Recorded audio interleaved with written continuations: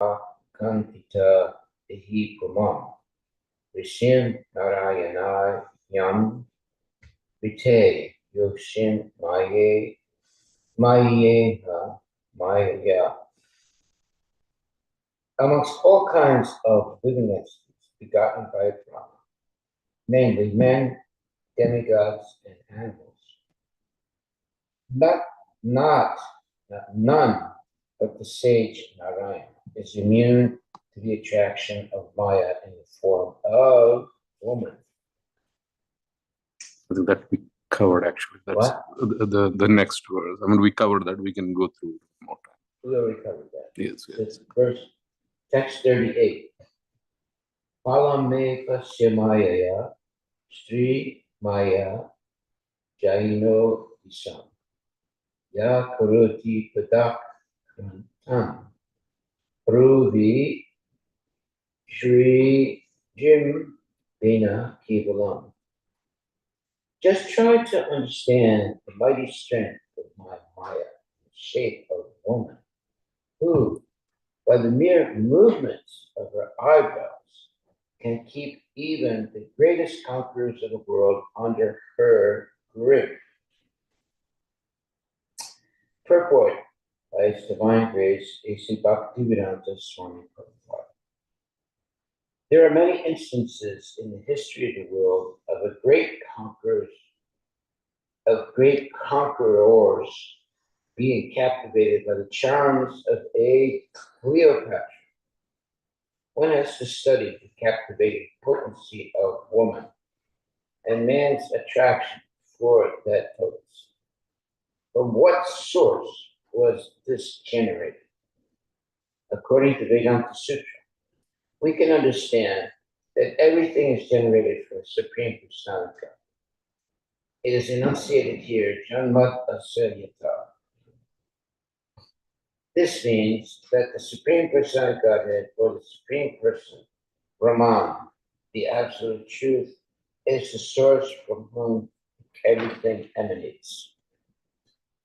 The captivating power of woman and man's susceptibility to such attraction must also exist in the Supreme Personality Godhead in the spiritual world and must be represented in the transcendental pastimes of the Lord. The Lord is the Supreme Person, the Supreme Male.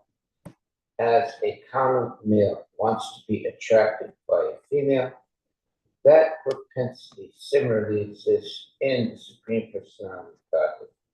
He also wants to be attracted by the beautiful features of a woman. Now the question is, if he wants to be captivated by such womanly attraction, would he be attracted by any material woman? It is not possible. Even persons who are in the material existence can give up womanly attraction if they are attracted by the Supreme Brahman.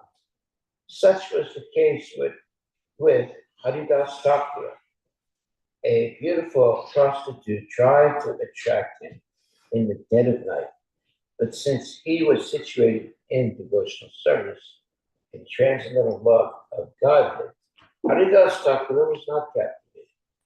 Rather, he turned the prostitute into a great devotee by his transcendental association. This material attraction, therefore, certainly cannot attract the Supreme Lord.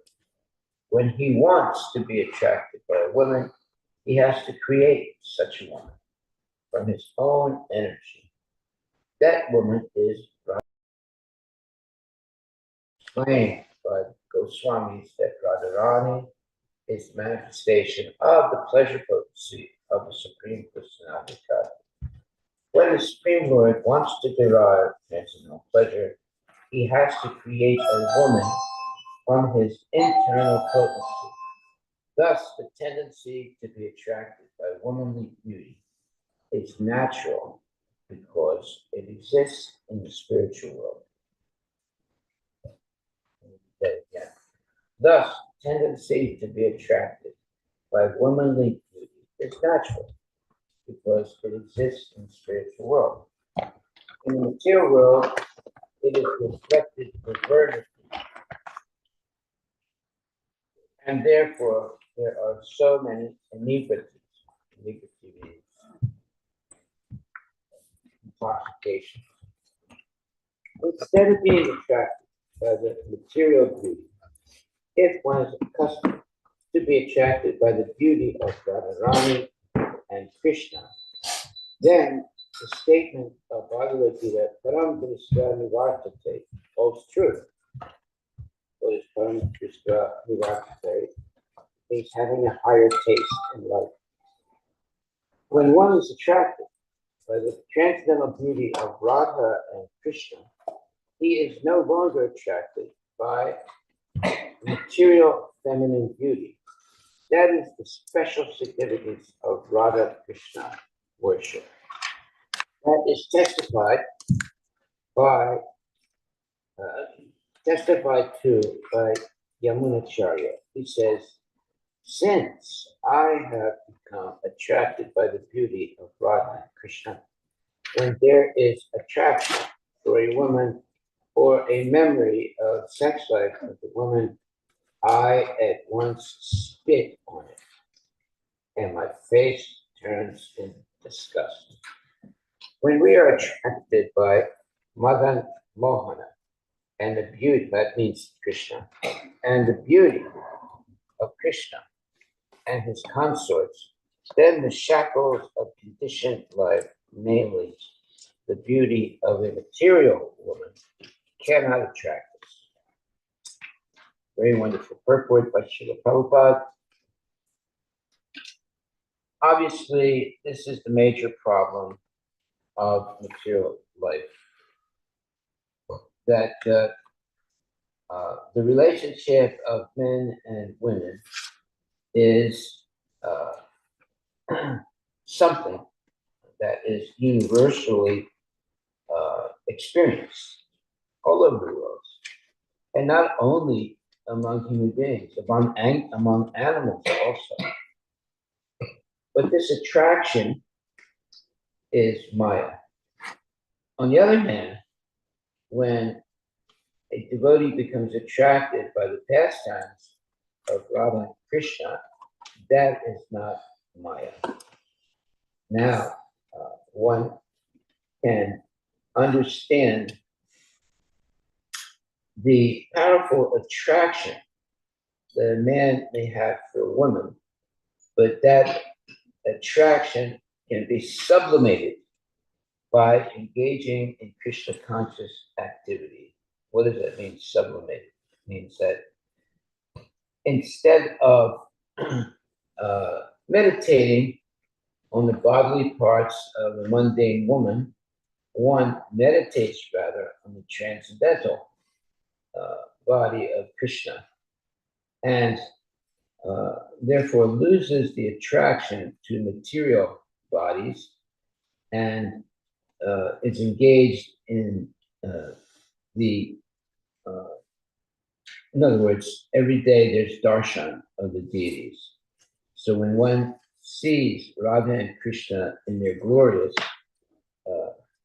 dresses and different paraphernalia, that vision is superior to seeing the physical qualities of a mundane woman. So that's why it's important to have darshan of the deities every day, and to see something that is transcendental. When I say something, to see the transcendental qualities of Radha and Krishna in the temple. That is more satisfying than seeing the mundane qualities of a mundane woman or man in life.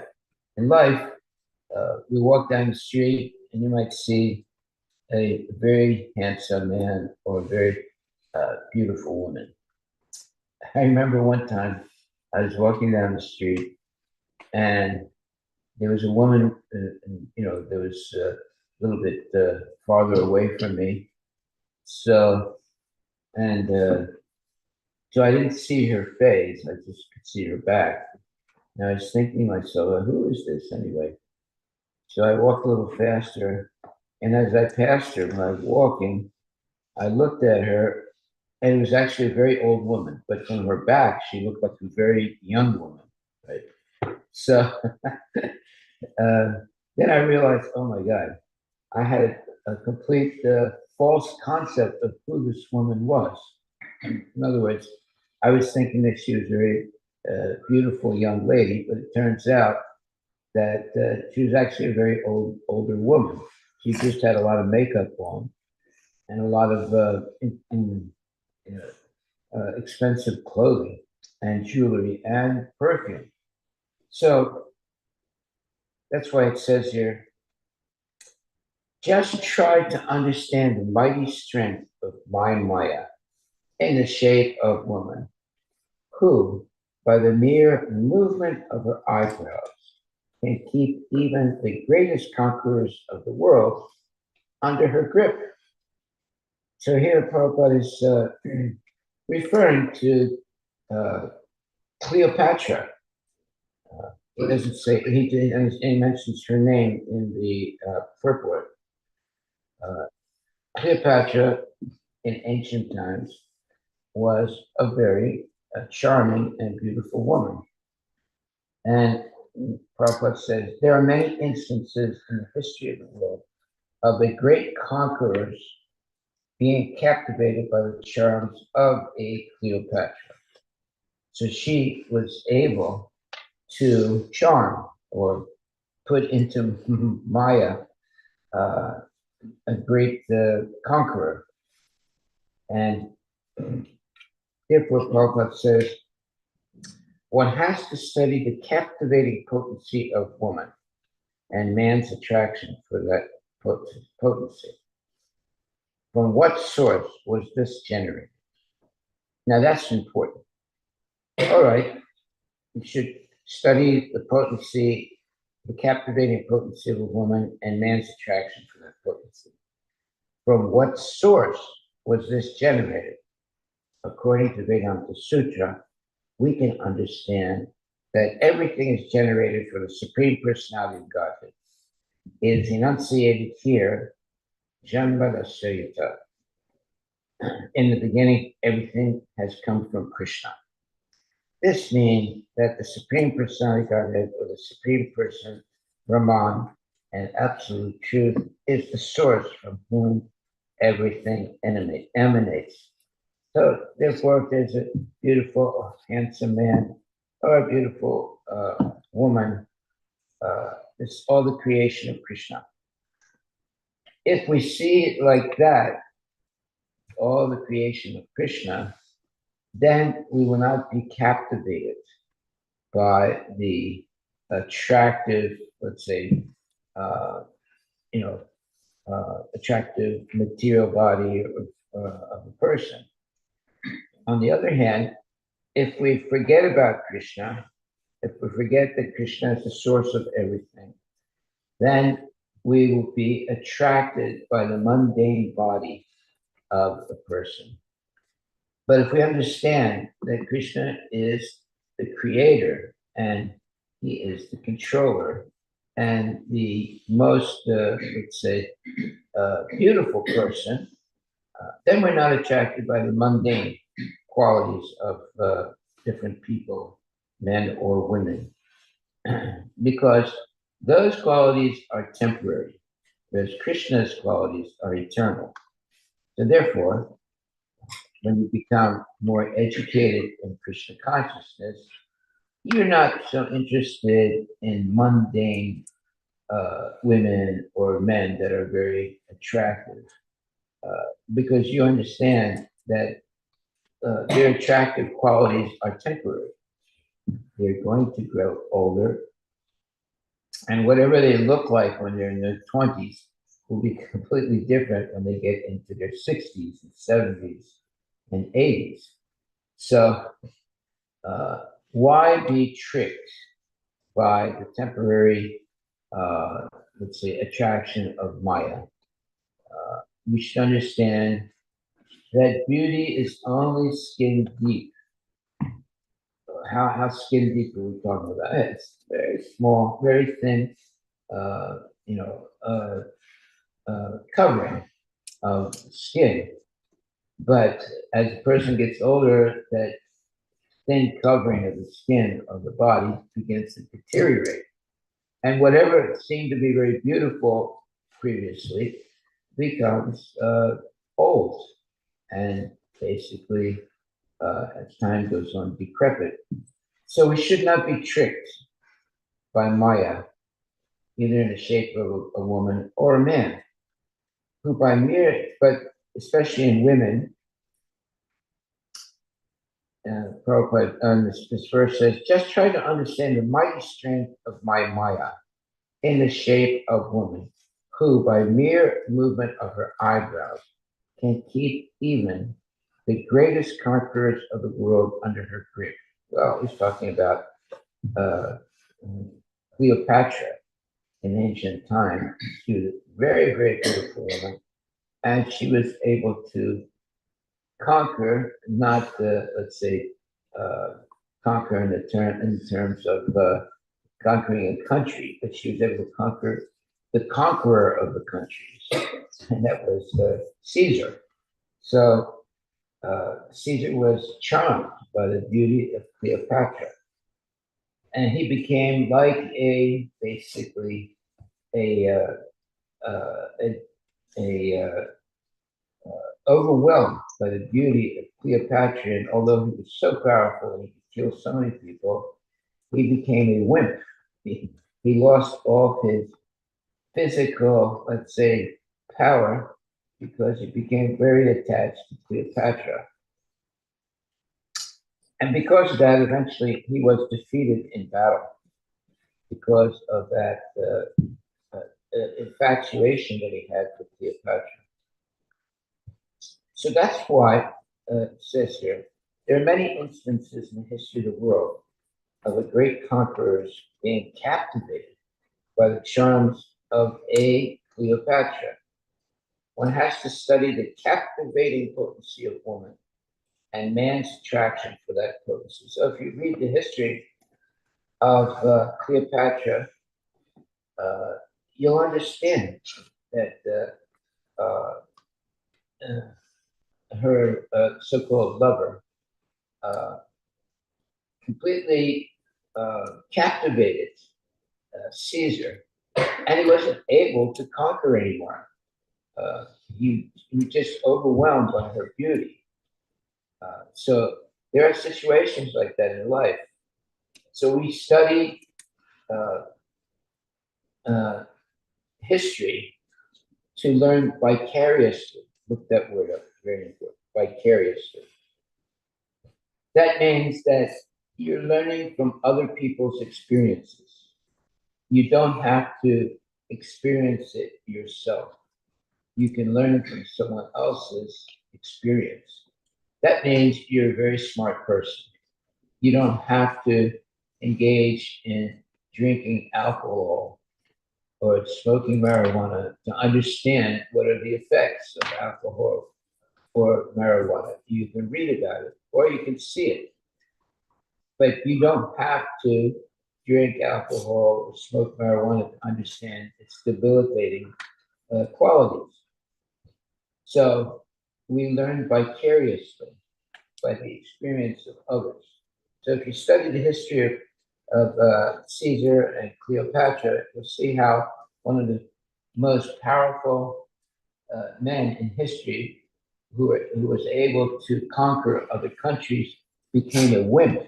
He became completely controlled by a Cleopatra, who simply by seeing the charm of the way she would blink her eyes or make certain movements of her eyebrows, it more or less melted uh, some powerful person like Caesar. So then we understand what's being said here. One has to study the captivating potency of woman and man's attraction for that potency.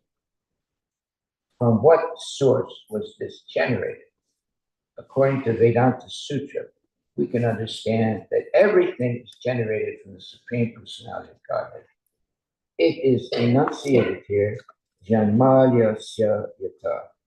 This means that the Supreme Personality of Godhead, or the Supreme Person, Brahman, the Absolute Truth, is the source from whom everything emanates. The captivating power of women and man's susceptibility to such attraction must also exist in the Supreme Personality of Godhead in the spiritual world and must be represented in the transcendental pastimes of the Lord. So whatever is exhibited in the material world that is contaminated, it also is in the spiritual world, but not in a contaminated state, in a pure state. So the attraction of man to woman based on lust is also in the spiritual world, but without the debilitating quality of mundane lust.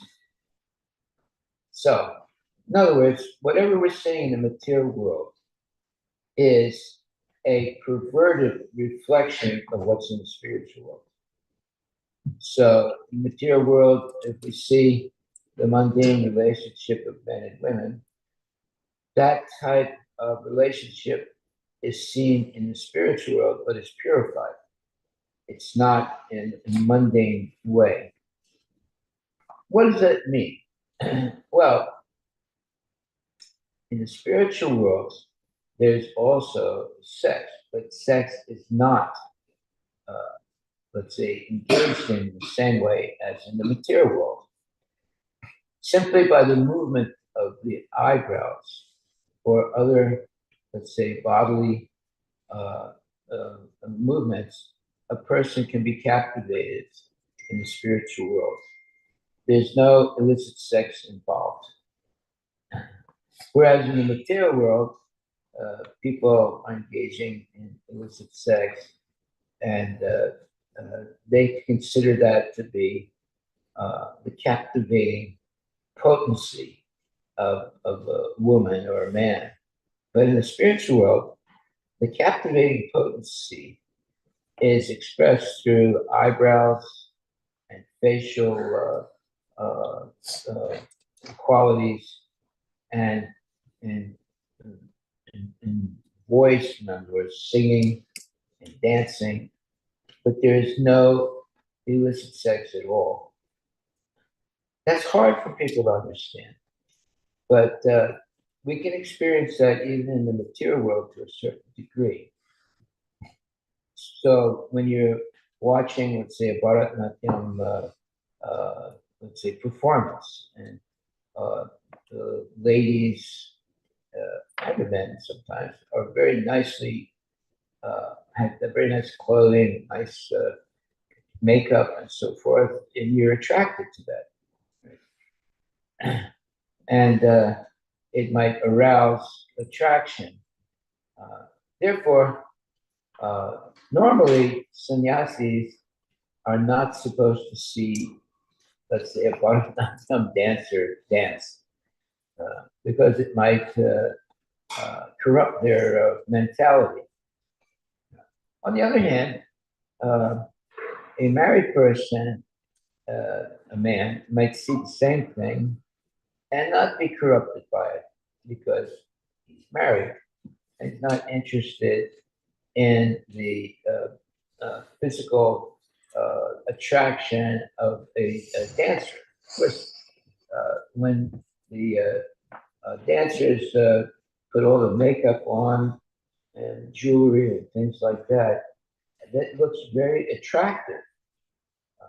But that beauty is only skin deep, and it is temporary.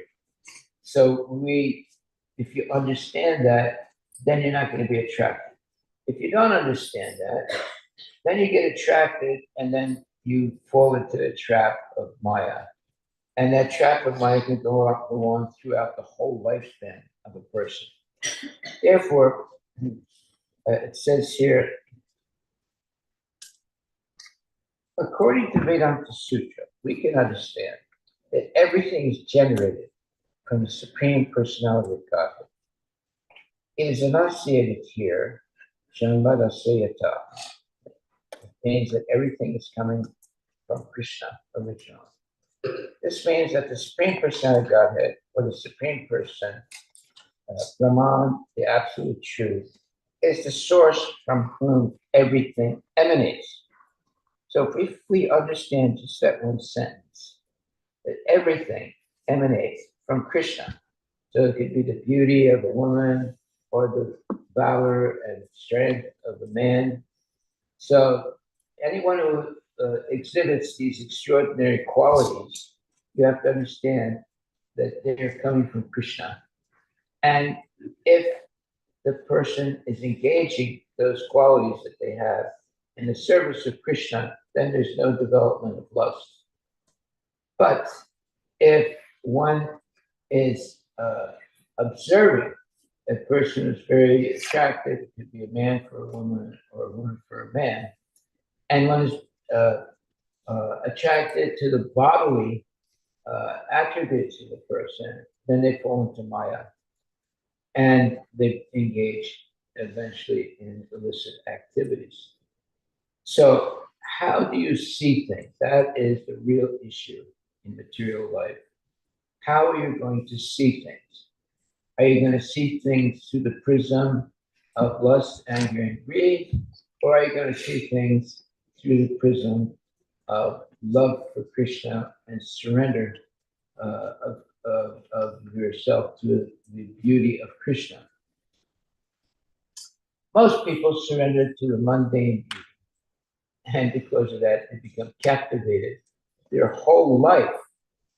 And you can read about that. You'll see how even old men are still captivated by the temporary beauty of a woman. And they get into so much trouble because of their attraction. And they get caught cheating on their wife, even though they're older and so forth, and they have a wife, they have children, and still they're attracted by the temporary beauty of a younger woman. One time, I remember a long time ago, I had a cousin, and he's a very nice man, and he had a very nice wife, but he gave up his wife and became infatuated by another woman. Now, when I saw what happened, of course, it was devastating for his wife. When I saw what happened, I got a little confused. I was thinking to myself, why did he do such a thing? Because he had children and he had a very nice wife, and he basically abandoned his wife and went off with another woman. Right? And I was puzzled by it. I couldn't understand why he would do such a thing. Well, this is the captivating power of a mundane woman who might use, different types of artificial things like her hairdo, her clothing, her perfume, and her makeup, and is a man who is not Krishna conscious becomes attracted to those temporary things, and because of that can therefore lose his attraction to his married wife and run away with this other woman. And I saw that happen many times. Even devotees, I've seen that happen, and it's disgusting. But you have to understand, as Prabhupada says here, there are many instances in the history of the world of great conquerors being captivated by the charms of the Cleopatra. One has to study the captivating potency of women and man's attraction for that potency. Now, see, that's a major statement. Why should we study the captivating potency of women and man's attraction for that potency? So there's a history of a father who sequestered his son. In other words, he kept his son away from ever seeing a woman, even the mother. Uh, the boy grew up without having, knowledge of his mother. The father was living in a secluded place, and he and his son grew up without ever seeing a woman. Right? He didn't even remember being with his mother because his father was separated from the mother from a very early time of the boy, and so he had never seen a woman, and uh, so at one point there was a, a lack of rain in the country. And the king of that country spoke with different sadhus and said, "What can we do? There's no rain." And the sadhus told him, "Well, you're going to have to find a man who has never engaged in sense gratification. It's like, no, meaning no sex, and a pure young man like that.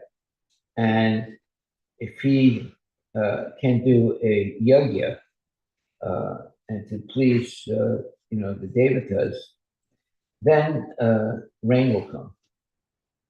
So the king started sending his servants around the world to find such a young man. And they did find a young man like that, who was sequestered by his father and who had never seen a woman. Of course, he had a mother, but the mother was not part of his life. He grew up without seeing his mother and not understanding what a woman is because his father never let him have the company of a woman. So the whole point was that in order that there was this big, let's say, problem in a society or in this one country where there's no rain at all and people are suffering. So the king of that country asked the sadhus, "What can I do?" And they said, "Well, you're going to have to find a young man who has never engaged in sex life.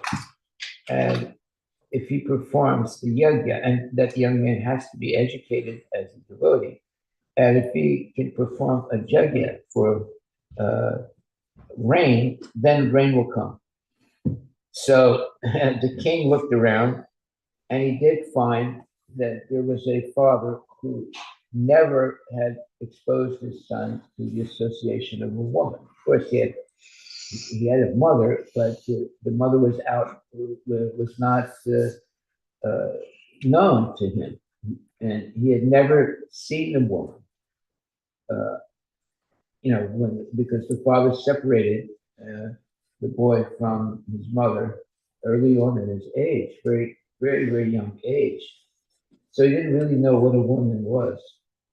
So this king comes and he talks with the father and explains the situation, that there's no rain and he needs to find someone that's never engaged in sex to do a yajna to have rain. So one way or other, the boy is enticed. It's a long story, so I'm not going to tell the whole story. But the boy is enticed by women who come to see him when the father is not in the ashram. He goes away for a day or two. And at that time, these women come up a river and they associate with the boy. Now, the boy, he's never seen a woman in his life.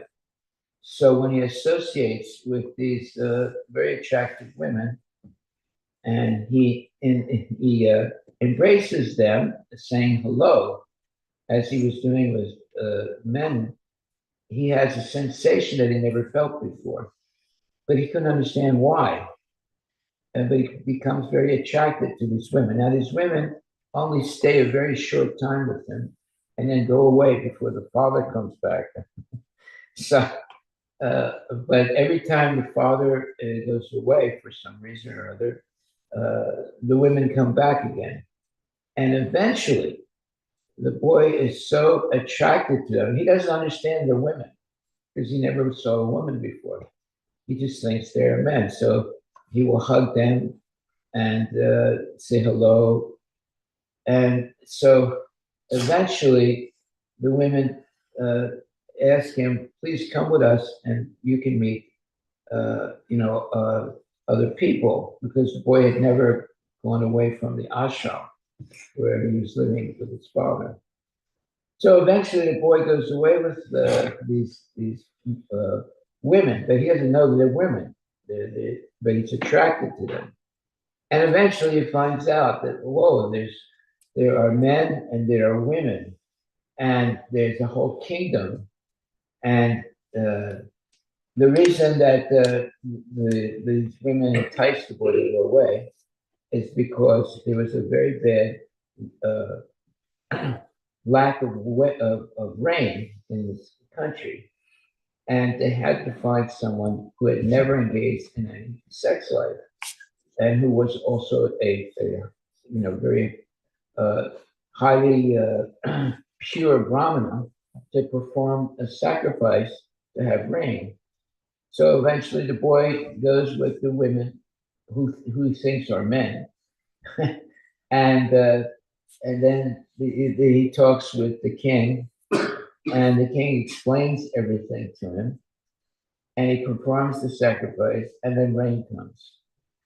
And then when the father comes, and he's really upset that the boy has been tricked by these women, but then he has a discussion with the king, and then they decide to have that boy married with one of the girls that enticed him. And there is rain in the country, and the boy now becomes cognizant that there are such things as men and women, and he becomes, let's say, educated. Where the father artificially kept him away from women, even his mother, so he did not know what a woman was. Right? But how long can you do that? It's eventually the boy is going to realize that there are women in the world. So anyway, they perform a wedding. He gets married, and everything. And there's rain in the country, and the two fathers, are let's say happy, and now the boy is no longer a boy; he's a man, and that's the end of the story. But you see, when people try to do something artificially, like the father never let the boy know that there's such a thing as a woman. But eventually, you can't hide that from the person. And no matter how good you sequestered them. So eventually, the boy found out that there's such a thing as a woman, and eventually he got married. And okay, in the story. All right, so that's why it's saying here. Just try to understand the mighty strength of my Maya in the shape of woman, who by the mere movement of her eyebrows can keep even the greatest conquerors of the world under her grip. And so, in the purport again, there are many instances in the history of the world of great conquerors being captivated by the charms of a Cleopatra. One has to study the captivating potency of women. Now, how do you do that? Well, you don't have to do that by falling down with the woman. You can do that by reading the Shastra, as we're doing now, and study the captivating potency of women. So these are These are, it's all about man's attraction for the potency, man's attraction for that potency. So that's something that you can learn vicariously. What's that word of vicariously? Vicarious. You have it? What does it mean? In a way that is experienced in the imagination through the actions of another person. Or through the actions of another person. Through the actions of another. Through the actions of it. Yeah, so you don't have to do something to understand something. You can understand it by the actions or the experiences of another person. So, this is what we're doing basically. You don't have to have illicit sex to understand what illicit sex is. You don't have to smoke marijuana to understand what marijuana is. You don't have to do this thing or that thing to understand what it is. You can understand by learning, by observing others. That's called vicariously. You learn by the experience of other people. So, when we see, let's say, a person that is sleeping on the sidewalk, and because they've overdosed on marijuana, you don't have to smoke marijuana to understand what it is. You can see the results of what smoking marijuana is eventually. So you learn vicariously. You learn not by doing something. You learn by the experience of others.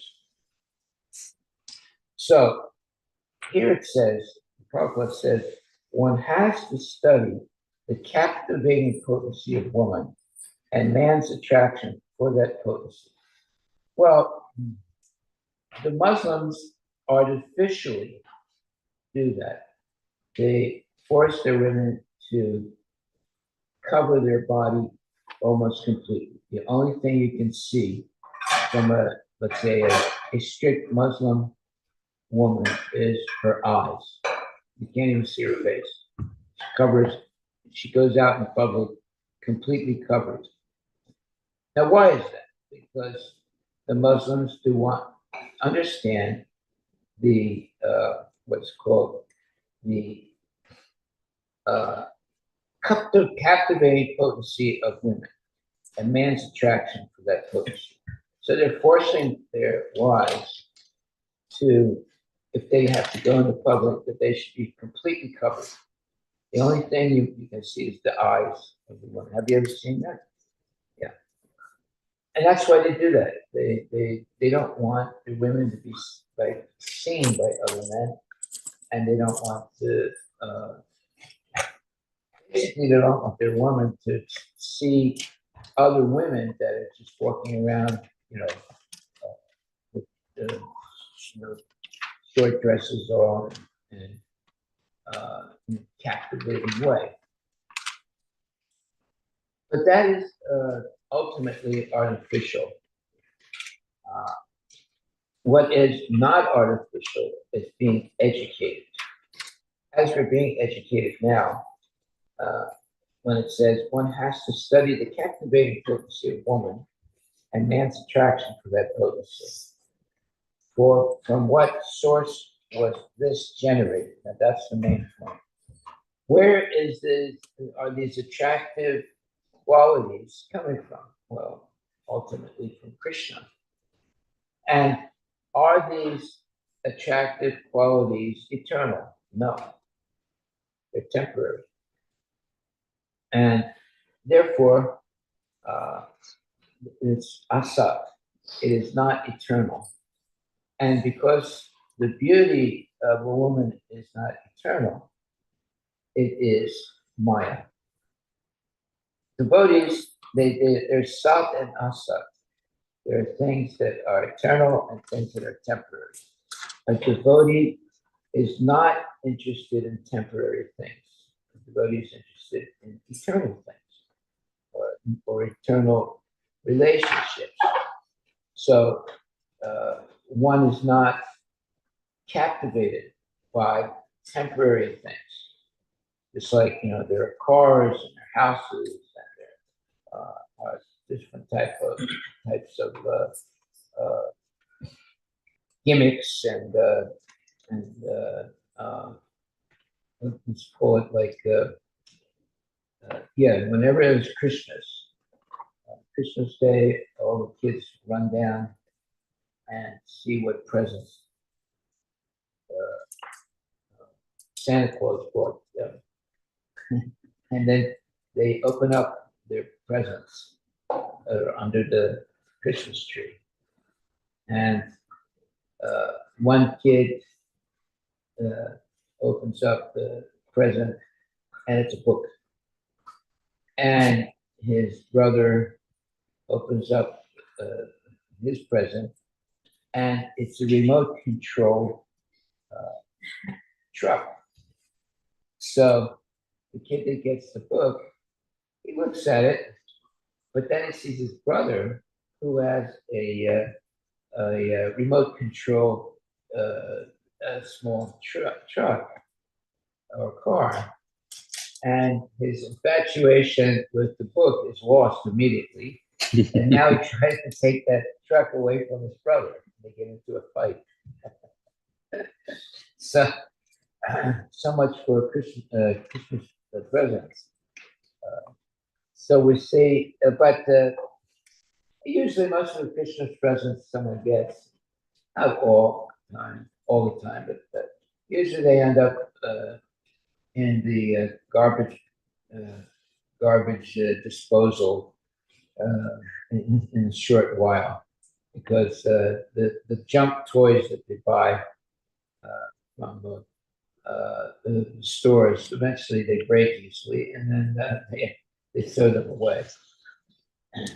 Okay, so again, we should be more interested in things that are eternal and not things that are temporary, because the temporary things are going to disappear, and often very quickly. But the eternal things are always going to be here. So what is eternal? Well, eternal is one, your eternal relationship with Krishna. And two, your eternal service for Krishna. These are things that we should be interested in. We shouldn't be interested in temporary things. Now, you can dovetail temporary things into the service of Krishna. But even though they're temporary, they can be used in Krishna's service. That's intelligent. It's an intelligent thing to do. So that dovetailing into Krishna consciousness means that you are not bereft of anything. You have the experience of things in the right way by their use in Krishna's service. The wrong way is you avoid using those things in Krishna's service and use them only for sense gratification. So here it says, according to Vedanta Sutta, we can understand that everything is generated from the Supreme Personality of Godhead. It is enunciated here, Janmadi Asya Yata. This means that the Supreme Personality of Godhead, or the Supreme Person, Brahman, the Absolute Truth, is the source from whom everything emanates. So we should stop and think about this statement. It's a very profound statement. Anything we see in life, it could be people, it could be houses, it could be animals, it could be mountains. It's all generated from Krishna's transcendental energy. So if we see it like that, then we're not captivated by the desire to own it and exploit it for sense gratification.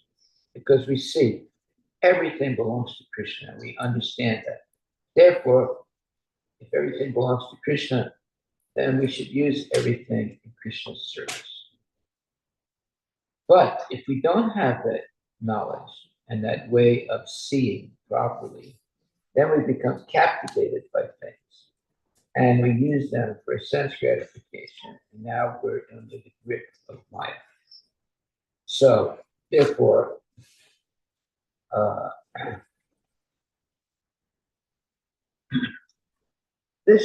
so it says that according to Vedanta Sutra, we can understand that everything is generated from the Supreme Personality of God. It is enunciated here, Janmadhyasya Yata. This means that the Supreme Personality of Godhead, or the Supreme Person, the Brahman, the Absolute Truth, is the source from whom everything emanates. Now, if we understand that statement, then whatever we see, we should see it as belonging to Krishna. It doesn't belong to us. Nothing belongs to us. Everything belongs to Krishna. Therefore, if we're educated properly, we learn how to use everything to Krishna's service. If we're not educated properly, then we will usurp or take away from Krishna something and try to use it selfishly. And then we become captivated by Maya. So it's just like food. Now, people who are not educated, they just buy food and they eat it. But a devotee, okay, will purchase the food in the store, bring it home, and wash it for so forth, and then first offer it to Krishna. And then after the offering is done, then he'll partake of that food, but it's no longer food, it's prasadam, because it's been offered to Krishna. Now, someone who's not educated will say, oh, wait a minute, what's the difference? You know, I buy something from the supermarket, I take it home, I cook it, and I eat it. You buy something from the supermarket, you take it home, and okay, you offer it first to Krishna, and then you eat it. But you're doing the same thing as what I'm doing. But actually, it's not the same thing. Because the devotee recognizes that everything belongs to Krishna. So therefore, before one can use something, that should be offered first to Krishna. Now, if there's something that we cannot offer to Krishna because Krishna doesn't accept it, and there are many things like that, and that means we are really educated and we have eclectic, look that word up, eclectic way of seeing things. Eclectic means you're able to decide if something is that you can offer to Krishna. In other words, you understand what is of real value, and you're not cheated by things that are not of real value. What does it say? Eclectic. Yes. Deriving ideas, style, or taste from a broad and diverse range of sources. Last two words. Diverse range of sources. Yeah. Look at the second definition. Look at the second definition. Selecting or combining elements from a variety of sources. Yeah. So, in other words, you go to the supermarket and it's a variety of sources of things, right? But you walk past the meat section, you're not interested in that, and you go to the vegetable section. Right? So now you have an eclectic way of seeing things. You reject certain things and you accept other things. So that's because of education. If we're educated, we're not attracted to the meat section of Costco. We avoid it completely. Actually, theoretically, if you buy something from a store where they're selling meat also, theoretically, everything in that store is contaminated. And therefore, there's a real, let's say, need to grow your own and not buy anything from a supermarket, because in the supermarket, they have a fish section, they have a meat section, they have all these things that are prohibited for the devotees. But until we get to that point where we grow our own, we have our own farms, we have our own stores where everything is not contaminated, we have to uh, be very careful not to mix things up. Like, for example, let's say you go to a smaller store than the big stores, and the owner of that store is helping you, in your shopping. And he first is cutting some meat for one customer, and then he helps you find the vegetables that you want to have, and maybe he'll hand them to you. Right away, it's completely contaminated because he went from selling meat to selling the vegetables. And that means that he put his hand on the vegetables, right? That's the same thing also. You go you're in high school or elementary school, and one kid has a cough and has a runny nose. And he goes like this to his runny nose, and then he touches the rail, uh, the, and then you come after him, not knowing that, he put his hand on the rail that you're touching, right? And you touch it, and then you might touch your face or your nose or something like this. Now you get your cold. It happens a lot, especially in schools, where kids have a runny nose, they go like this, and they rub it to the rail. And then you come and put your hand on the rail, not knowing what the previous kid did, right? And then now you touch your face or something like that, and then you get sick. Yeah. So this hygiene is a big thing. It's very important. Just like surgeons, people that do operations on people, they're washing their hands all the time. They can wash their hands 30, 40 times in a day. Why? Because they know that the hands are touching so many different things, and they have to sterilize their hands. Otherwise, when if their hand is not sterilized, if they pick up one of the implements that they use to, cut the body or something like that, they could contaminate it, and the person can get sick, or they can. So, in other words, surgeons have to wash their hands maybe sometimes 20, 30, 40 times in a day. We don't wash our hands so many times in a day. Sometimes we don't even wash our hands.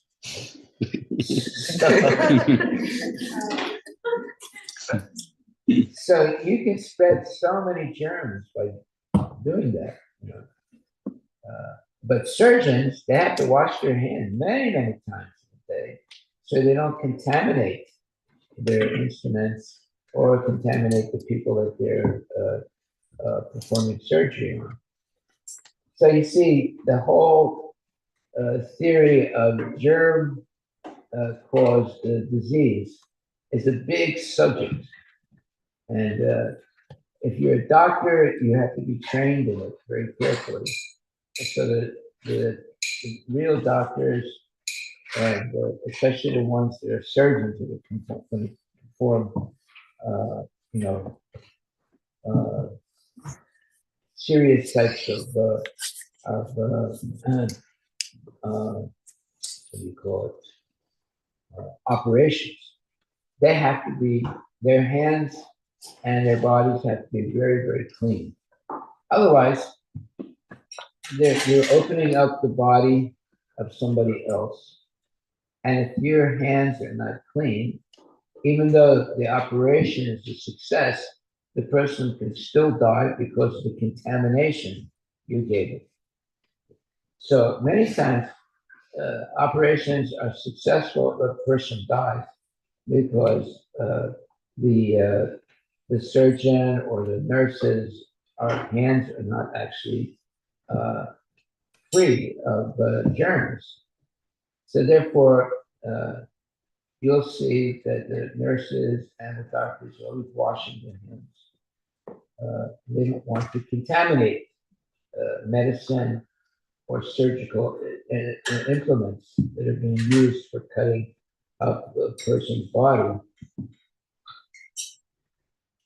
But, when you're a kid or when you're an adult, sometimes you just, have a runny nose and you rub it on your hand, and then your hand touches something. Now it's contaminated. And then another kid comes, not knowing what the first kid did, and then they touch the rail, and a day or two later, they're sick. Yes. According to the CDC, a doctor might need to wash their hands as many times. Wait a minute. Go slower and louder. According to the CDC, a doctor might need to wash their hands as many as 100 times during the work shift. Yeah. Due to the frequent patient contact and potential exposure to body fluids, requires hand hygiene before and after each interaction. Yeah. Now, if I was younger now, like a teenager, and I'm in high school, I wouldn't touch anything like a handrail or somebody else's book or things like that, because you don't know who that someone else is and whether they're sick or not sick, whether their hygiene is clean or not clean. So it's very easy for kids to get sick going to these high schools where there's maybe 4,000 kids in the high school, right? And kids will come home and they bring all those germs with them from the school. And now the parents also get sick, right? Because of poor hygiene. So we have to be very careful. It would be good to not to wear gloves in school, right? But don't touch the glove to your face. And then when you get home, you take the glove off, put it in the washing machine. And so you didn't touch anything with your hand. Right? Because that's the way, because in a school, in high school, you have 4,000 kids in the high school. No, at least 5% of those kids have runny noses, right? And they can, go like this and then touch the side rail of a building, upstairs, and you get the germs. And then now you get a cold, and you don't understand how you got the cold. So the hygiene is a very important thing.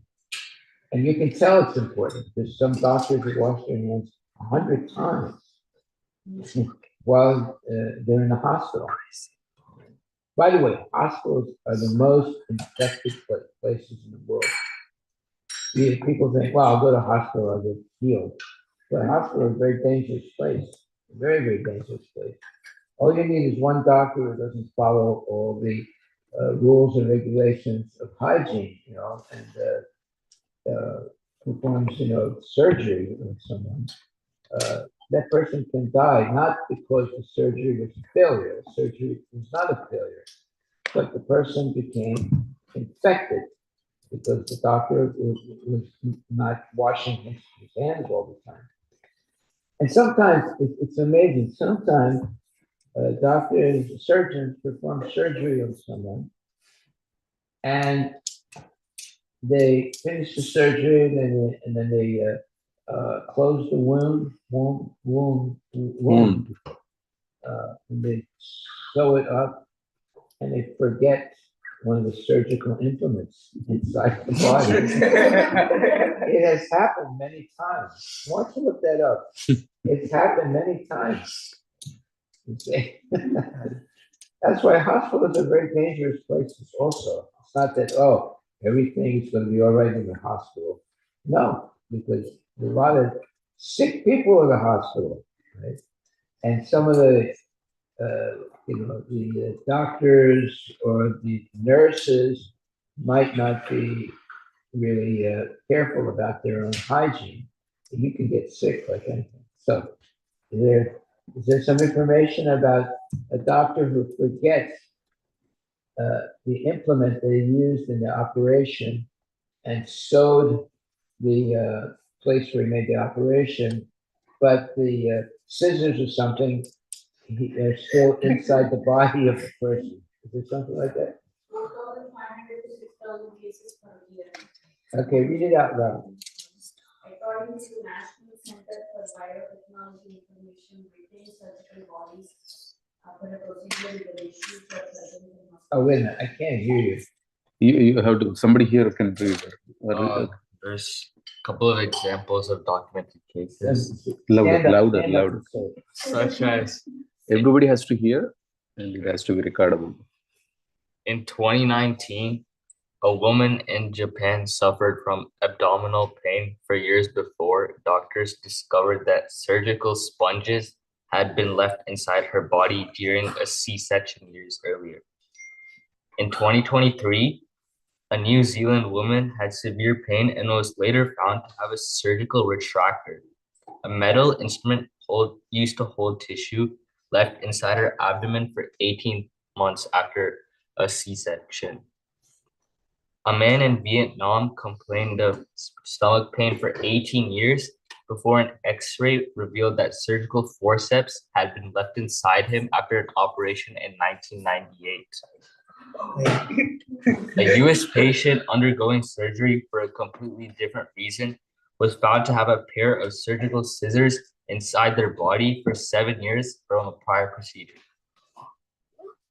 A woman in Russia experienced chronic pain, and doctors found a 6-inch long metal needle inside her spine, leaving left behind after an epidural. Yeah, those are. So if you go to the hospital and there's an operation, you should ask the doctor, well, after the operation, did you take all the implements away? I hope you didn't leave one of them inside of me and sewed my wound. You see, very strange things happen in life, you know.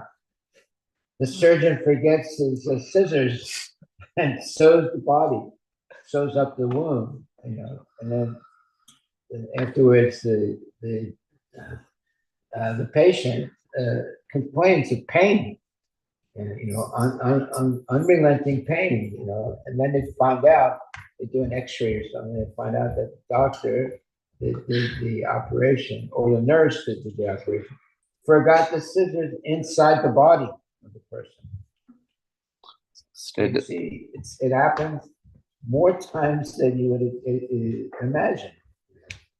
Statistics wise, it's 4,500 to 6,000 cases of retained surgical items occur annually. That's about 12 to 16 cases per day. Wow. Across the country. Wow.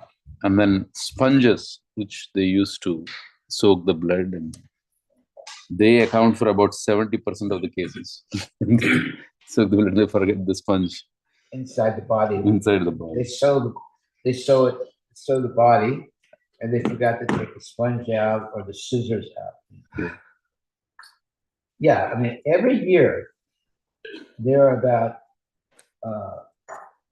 100,000 plus surgical mistakes that cause severe harm to a person or death.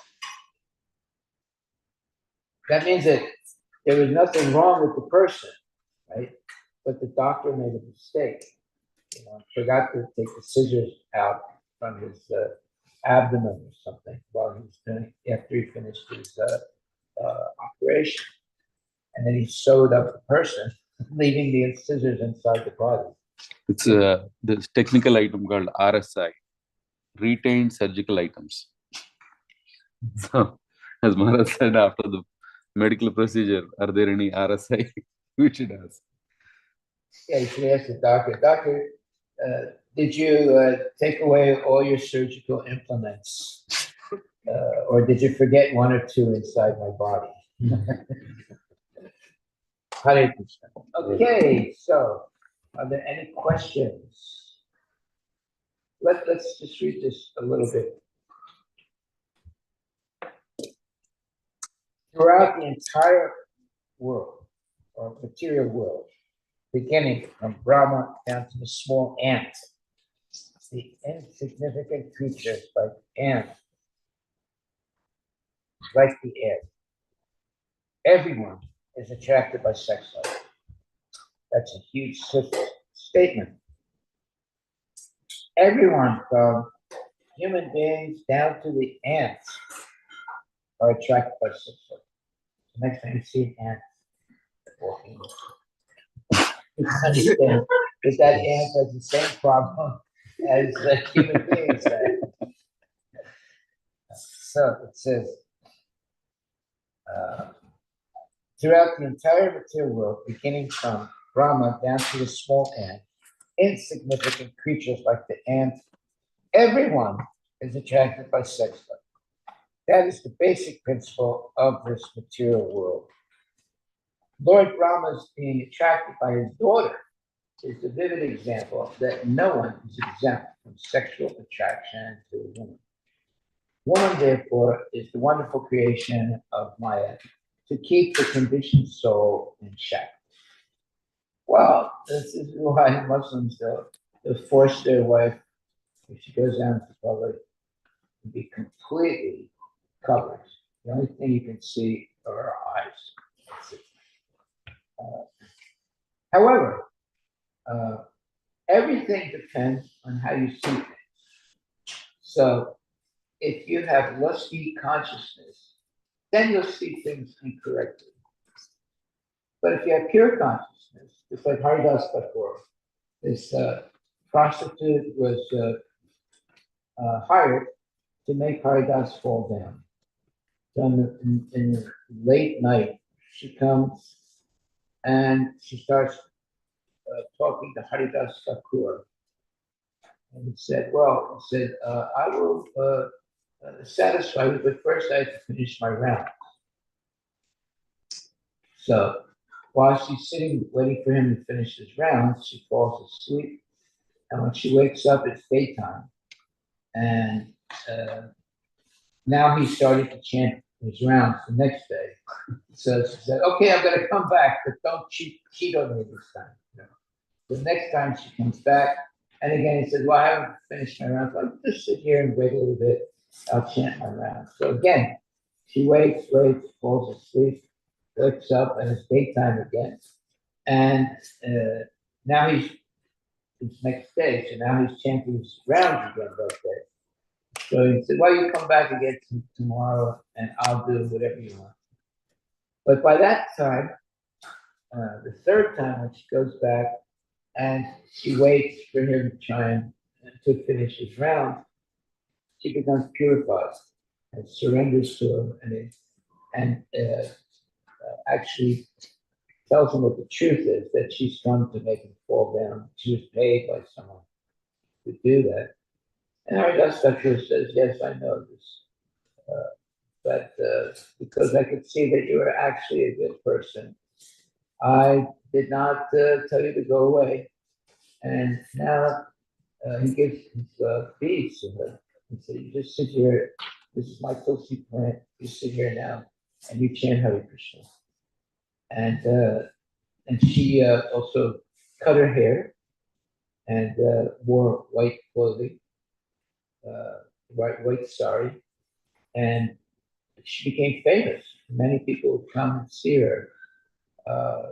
The prostitute who became a pure devotee, who's a sensation in the neighborhood. So there are examples like that, and that example, Harivilas Thakur, he was not interested in what?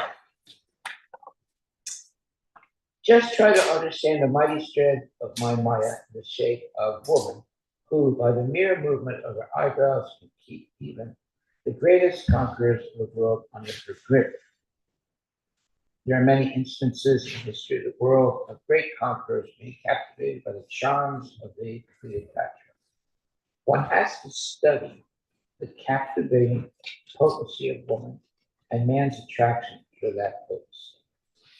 From what source was this generated?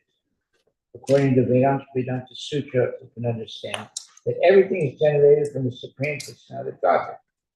It is enunciated here in Mother Sutta.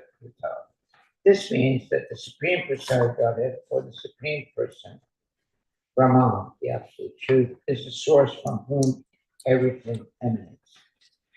The captivating power of woman and man's susceptibility to such attraction must also exist in the Supreme Personality of Godhead, in the spiritual world, and must be represented in the transcendental pastimes of the Lord. Well, the transcendental pastimes of the Lord, there's no such thing as physical sex.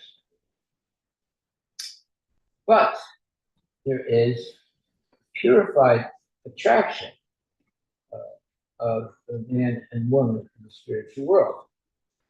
But the attraction is basically sex-free.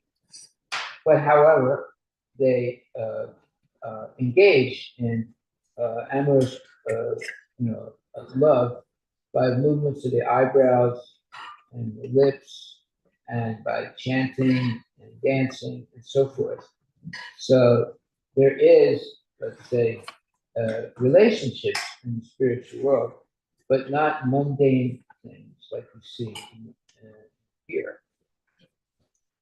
So that captivating potency of woman is there in the spiritual world also, but it's free of illicit sex. So therefore,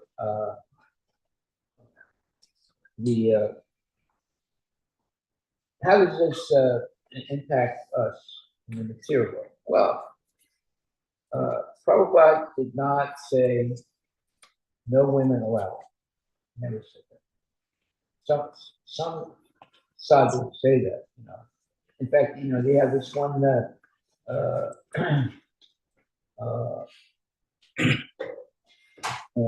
organization of men in Greece that live in a very secluded place.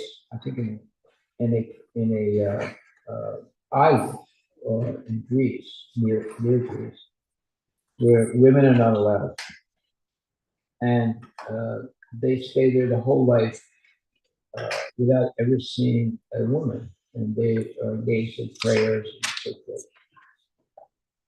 I don't even think they allowed the women to come and see them or visit their ashram. Okay, so was Prabhupada like that? No. In fact, Prabhupada, he accepted the fact that men and women would be living in the same building. And he was criticized by his godbrothers for that. But Prabhupada's answer was, look, if my disciples, men and women, follow the rules and regulations, then they will not be enticed by Maya. And it was a fact. I mean, sometimes there were fall downs, definitely, but it was not the general thing. It was an exception. So early on, there were temples where men and women lived. Of course, women had their section, men had their section. And there's no real problem. Rarely there would be a problem, but most of the time, the devotees who actually chanted their rounds and were following the rules and regulations were very happy, and there was no, let's say, illicit things happening. That was Prabhupada's mercy, and he was criticized for that by his godbrothers or some people.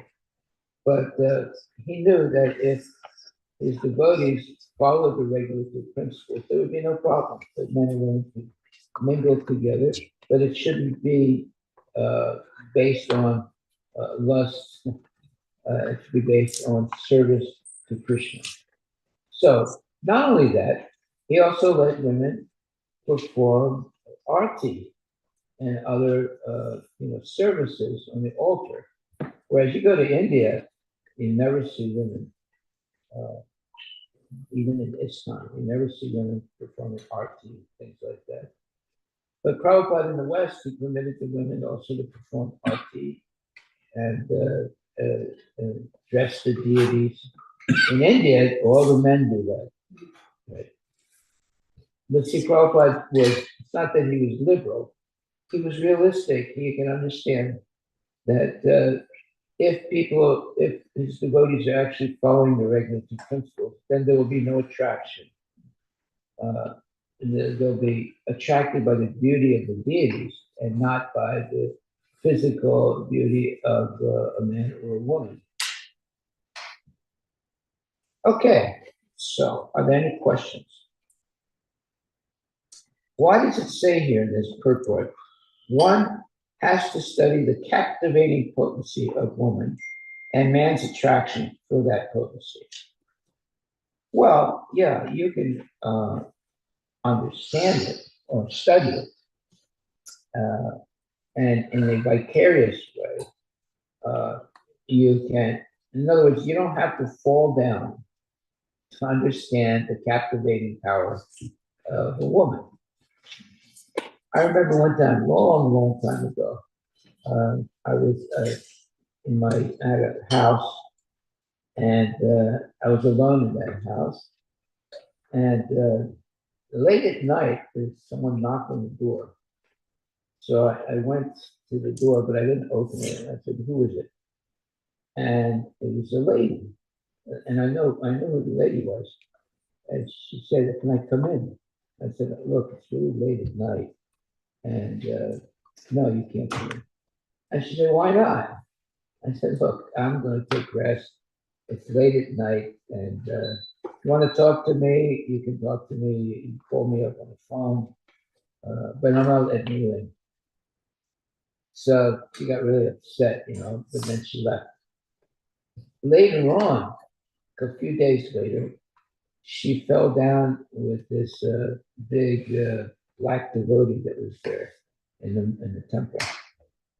So why did I not let her in? And it was about 11 o'clock at night. I was thinking to myself, look, I'm alone here.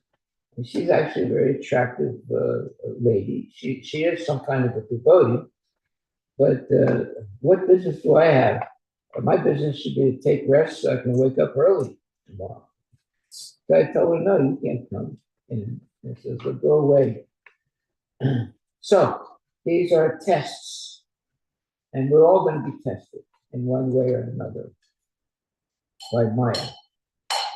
But if we strictly follow the regulative principles, we'll pass all the tests. We'll say Harivilas Thakur was tested twice, once by a prostitute, and second time was by Maya Devi herself, who came in front of him and performed different physical positions of her body. And Harivilas Thakur was able to convert her into a devotee. She became his devotee, and she became purified. This is Maya Devi herself. I mean, he was tested twice, once by the prostitute and once by Maya Devi herself. Why don't you look that up? I'm sure that's right. And Maya Devi became his disciple and took up chanting Hare Krishna. That's the power of a pure devotee, like Harivilas Thakur. But he was a young man, he was very handsome, but still he was a genuine devotee. So he could not be tricked by Maya's different strategies to make people fall down. Everybody's going to be tricked. Everybody's going to be tested. The women are going to be tested. The men are going to be tested. And if you pass the test, then you'll be free the rest of your life. If you fail the test, well, you're going to be troubled the rest of your life. What does it say? When Harivilas Thakur was a young devotee of the Lord, he was similarly allured by the incarnation of Maya Devi Maya Devi herself, not just any woman. Maya Devi herself tried to make him fall down. Go ahead. But Haridas easily passed the test because of his unalloyed devotion to Lord Krishna. Everybody is going to be tested. Men and women are going to be tested to see if you're really a devotee that is serious about making spiritual advancement. So we should not be afraid of the test, as long as we're chanting Hare Krishna, Hare Krishna, Krishna Krishna, Hare Hare, Hare Rama, Hare Rama. If you stop chanting, you will flunk the test. You'll get an F, but you'll get an A if you keep chanting, and you'll not be attracted by mundane and basically disgusting things. Prabhupada once said, actually, sex is very horrible. And he's right. He's actually right. But, he said, but people think it is very nice. This is their Maya. Okay. Any questions or comments?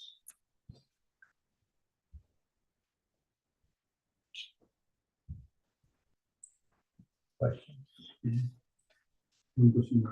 Yes. Well, based upon some stories that you had shared, that father was artificially keeping the boy from the woman, and later you have explained about Prabhupada, he didn't do anything such like this. He was very He lets realistic. women stay in the same temple for men. Very realistic. So Because he knew if they would find the regulatory principles, there wouldn't be a problem.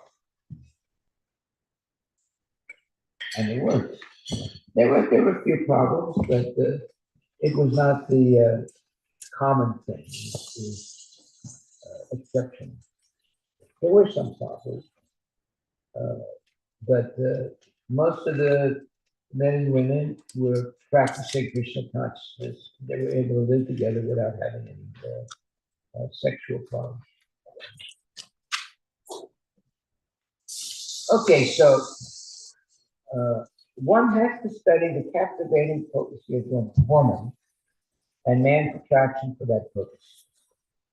Well, right now, by reading this Srimad Bhagavatam and this section of it, we are studying the captivating potency of woman and man's attraction for that potency. But we're learning what is the source that has generated this. And then the answer, according to Vedanta Sutra, we can understand that everything is generated from the Supreme Personality of God. Well, it's just like one time, who was it? Was it Prahlad Maharaj? This gigantic snake, I mean, really big, gigantic snake, it was like 12 miles long, had its mouth open. And it was like a skyscraper. And who walked into it? Agasura. The Snake name was Agasura. Yeah, but who walked into his mouth? Krishna and all the cowards. Yeah, they all walked into his mouth, right? And when the snake tried to close his mouth, then Krishna expanded his body. And now the snake was choking, right? And that saved all his coward boys. So, in the same way, we can walk into the mouth of a snake in the material world, right? In the form of a man or a woman. But if we're chanting Hare Krishna, then we will walk out without being hurt. So that's a very nice pastime. He walks in this gigantic snake, and the snake tries to swallow the Lord, right? But the Lord expands and chokes the snake, and then he walks out. So we can choke the snakes that are trying to make us fall down by strictly following Hare Krishna and following the rules and regulations of spiritual life. And you'll be very happy, and you'll not be afraid of any situation that you might encounter in life. Okay. Any questions, comments? What time is it now? 8:10. Okay, so what day is it today? Sunday. Sunday. Sunday is better than Monday. Oh, glory to Srila Prabhupada. So, our takeaway today. Okay, let's see what the takeaway is. From this first one.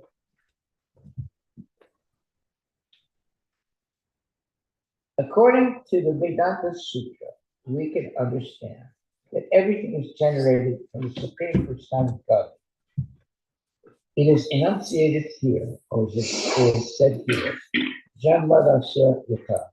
This means that the Supreme Personality of God, or the Supreme Person, or the Brahman, the Absolute Truth, is the source from whom everything emanates. The captivating power of woman and man's susceptibility to such attraction must also exist in the Supreme Personality of Godhead in the spiritual world and must be represented in the transcendental pastimes of the Lord. The Lord is the Supreme Person, the Supreme Male.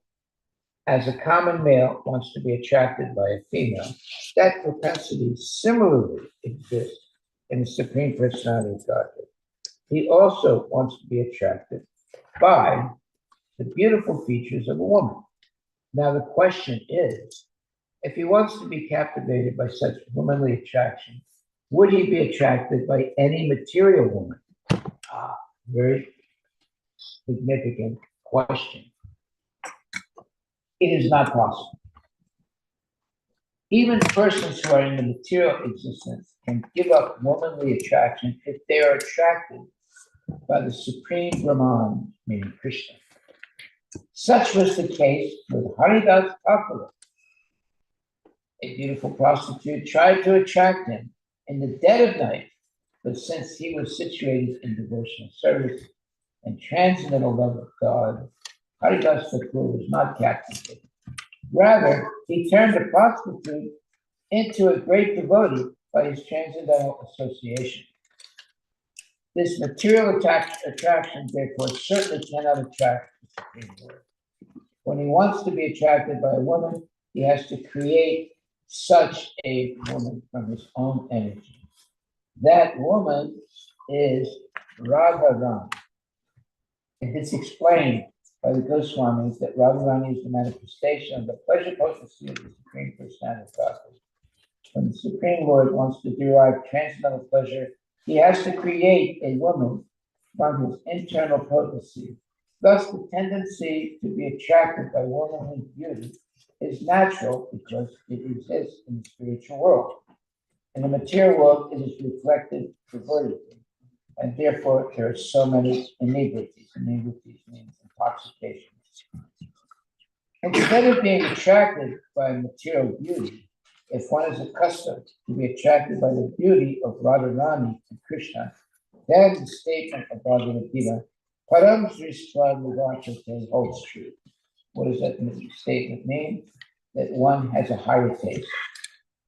So once you get that higher taste, you give up the lower taste. Okay. What is that higher taste? It's chanting Hare Krishna. It's having nice prashadam. It's controlling your mind and senses and focusing them on Radha and Krishna. In this way, you have this higher taste and you're not attracted by the lower taste. Just like if you have $10 in your pocket and you lose it. Well, yeah, you're disturbed, but it's only $10. But if you have $100 in your pocket and you lose it, now you're disturbed. You go like this now. Put your finger and hand in all your pockets. Where is he? But in Krishna consciousness, we have millions of dollars in our pocket of love and devotion for Krishna. Therefore, if we lose $10, we're not disturbed at all.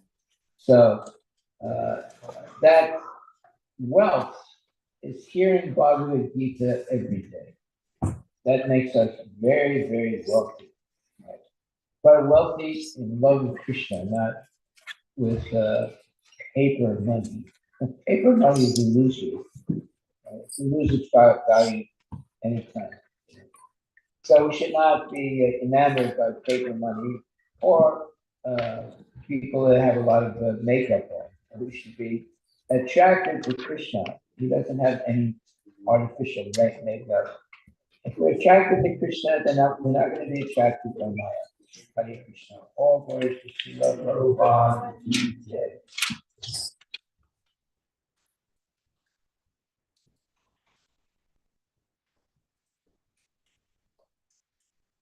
The takeaway today is, instead of being attracted by material beauty, if one is accustomed to be attracted by the beauty of Radha and Krishna, then the statement of Bhagavad Gita, Param Krishna Nivartate, which means having a higher taste, holds true. All Okay. great.